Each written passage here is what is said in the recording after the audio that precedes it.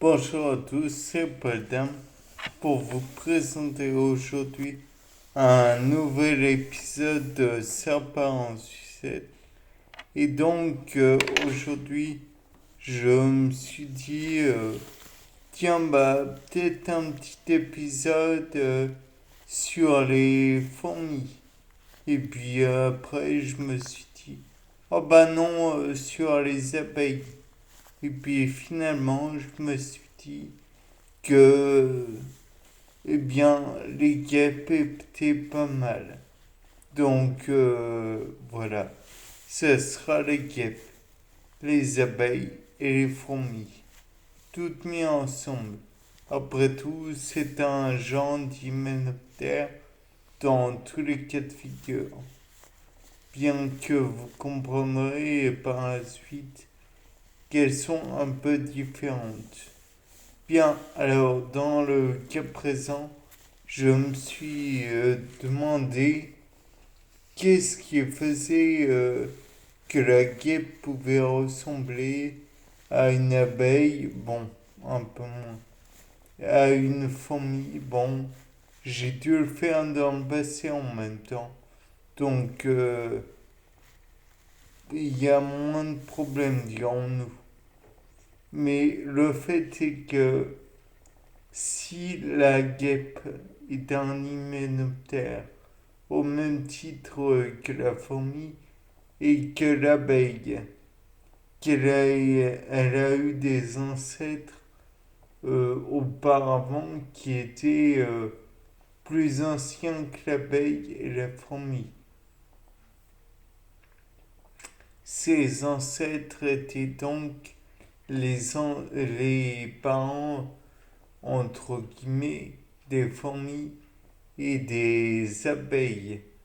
Donc, si ce sont des parents, peut-être qu'ils ont des, comment dire, des caractéristiques, voire des caractères communs aux abeilles et aux fourmis. Donc, on peut se poser la question, est-ce que c'est le cas?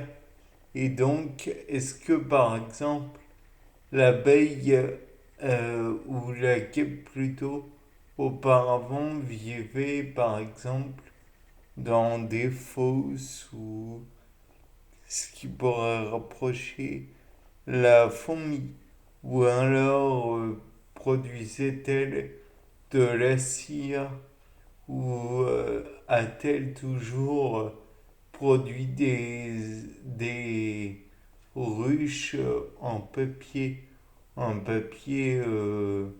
fait bien sûr à partir de bois de récupération qu'elles broyaient dans leur mandibule. Peut-être que, comme la fourmi Goliath, la fourmi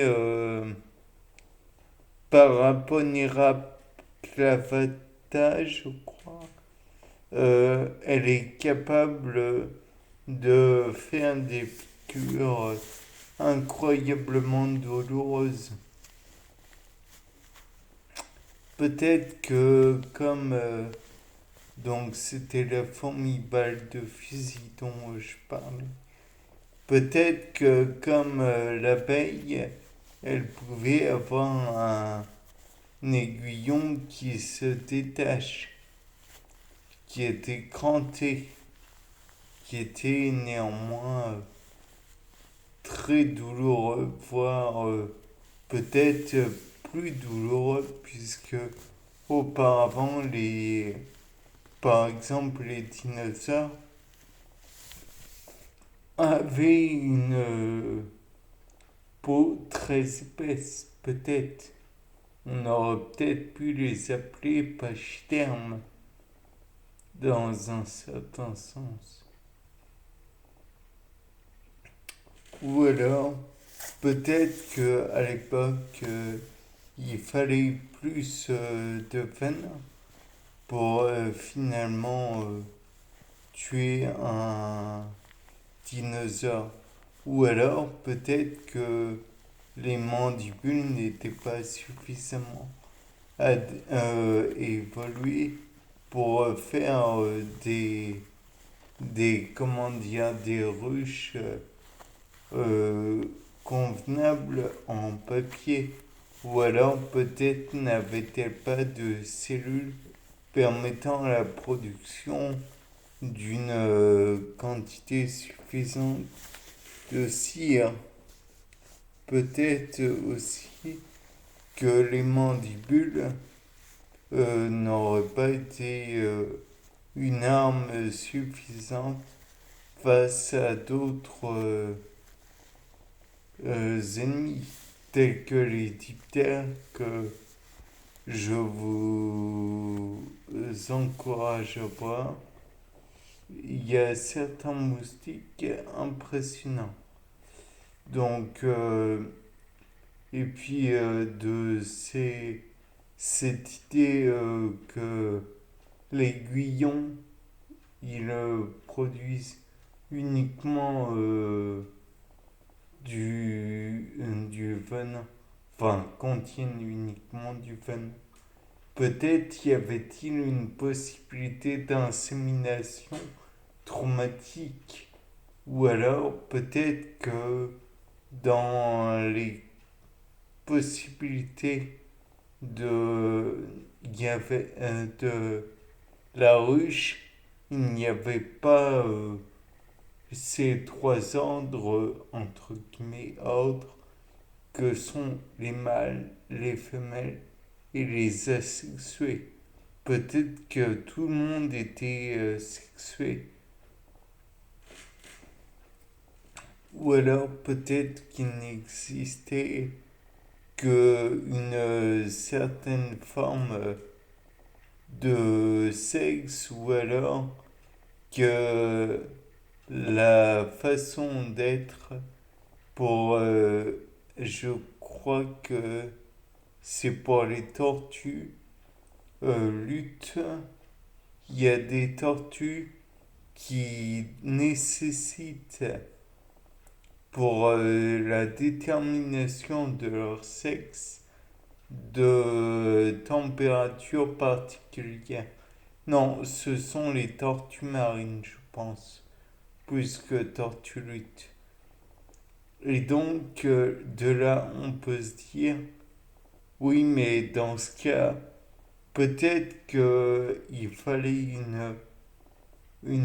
comment dirais-je, une certaine isolation que nous permettait pas le papier et beaucoup plus la cire.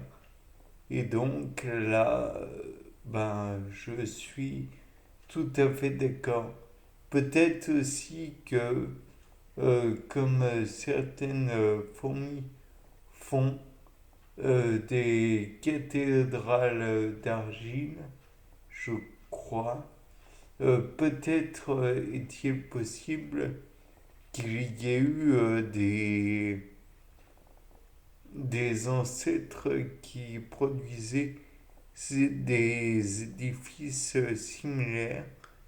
Peut-être que certaines abeilles ont apporté dans leur ruche des minéraux afin de mieux la consolider.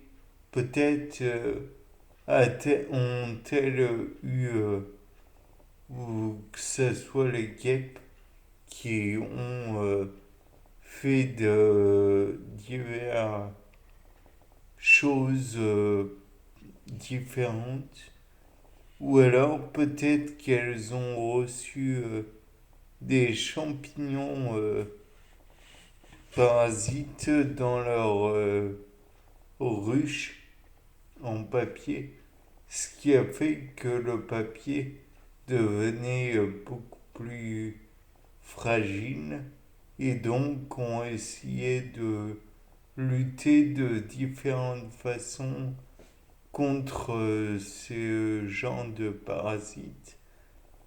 Ou alors peut-être est-ce les fourmis qui ont vu leur galerie souterraine se faire remplir par divers champignons Ou alors peut-être que les abeilles ont eu la malencontreuse surprise de voir de l'eau dans leur ruche, pareil pour les guêpes ou les fourmis. Tout cela reste à voir. Bien, c'était Paul Dame pour vous présenter un sapin en sucette. Au revoir.